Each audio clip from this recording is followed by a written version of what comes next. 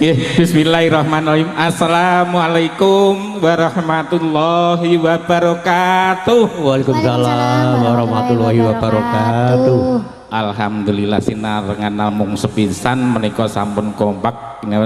Mugi sedayanipun para tamu kakung Sumawana putri sedayanipun ingkang kepareng rawuh menika pikantuk keberkahanipun Gusti Ingkang Maha Agung. Matur nuwun.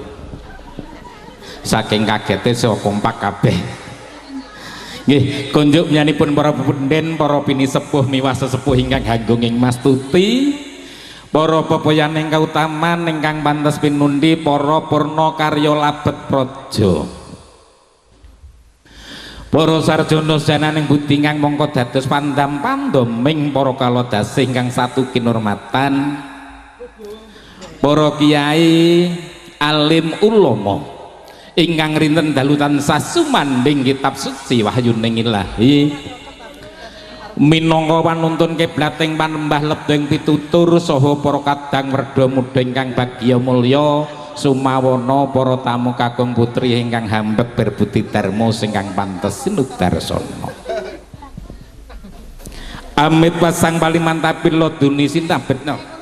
tulasari damawaing tawang tuwang mugia linepatno saking siku dendaning Gusti Kang Maha Kawasa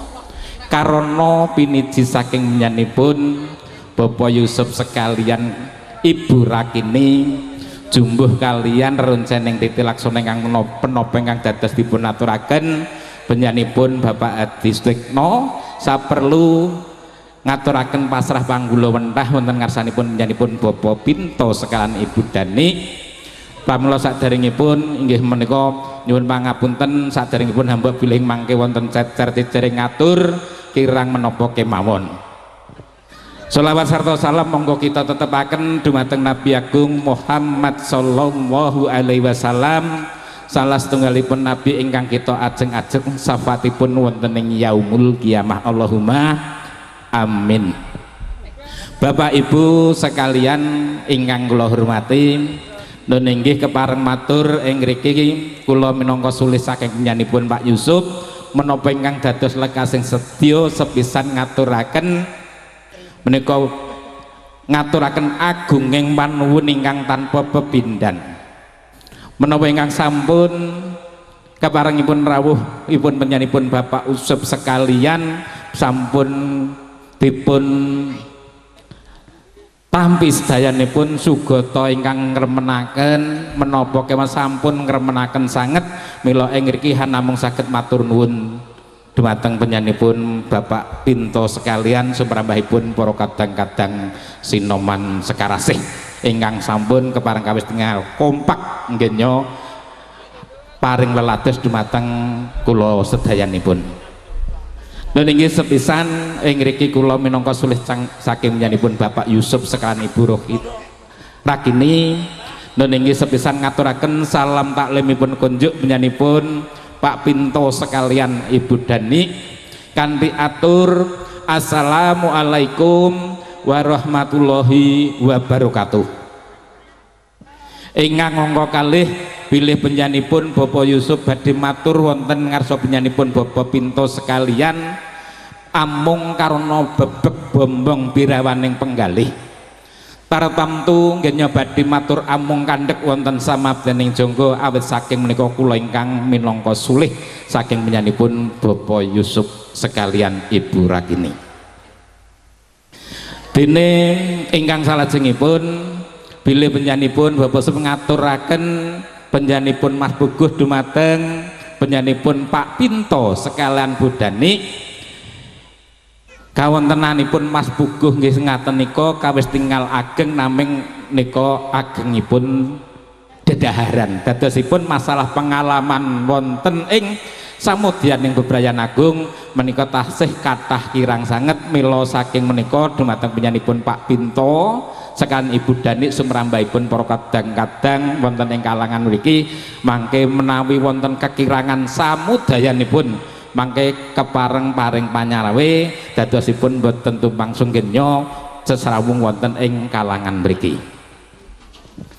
Ingkang salajengipun menika Mas Bugut dipun aturaken penyanipun Pak Pinto mosok borong ngalaksananing sedya penyan pas mapuguh triyana kala wau anggenipun hamba bilih ing mangke sak ngajengipun mapan wonten ing mriki monggo kepareng paring panggula wentah wonten ing iki sedayanipun kula aturaken panjenenganipun keluarga besar panjenenganipun Pak Pinto sekalian Ibu Dani ugi dumateng para pamong mitra samudayanipun ingkang wonten ing kalangan mriki.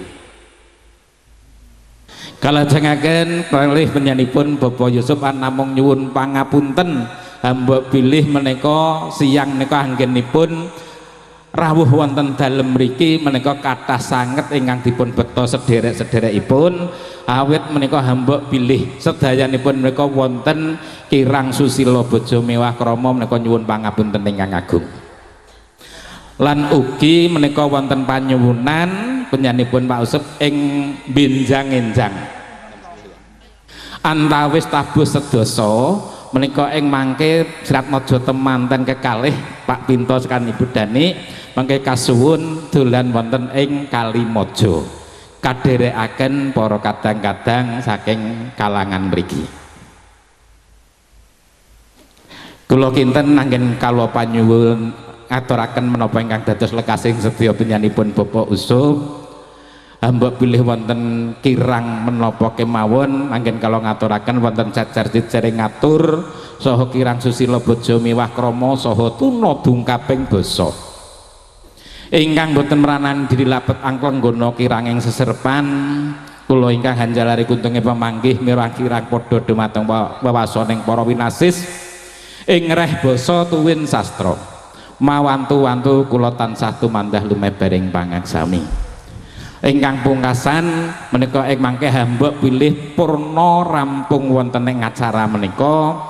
kula sak kanca nyuwun pamit tambah berkah pangestu dumateng panjenengan sami mugi anggen kawula pamit saking dalem mriki dumugi dalem Kalimaja manggih sowang-sowang.